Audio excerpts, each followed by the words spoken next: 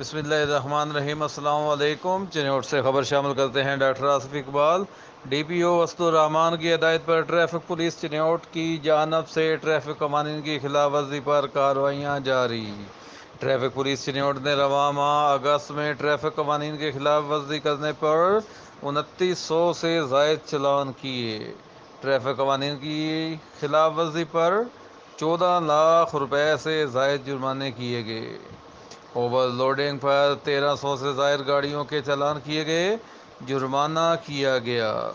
کم عمر driver, traffic اشاروں کی خلاف ورزی، غفلت، لاپرواہی سے گاڑی چلانے پر 200 سے زائد ڈرائیور کے خلاف کارروائیاں کی گئیں۔ ٹریفک قوانین پر عمل درآمد یقینی بنانے کے لیے ٹریفک پولیس کی جانب سے کارروائیوں کا سلسلہ جاری ہے۔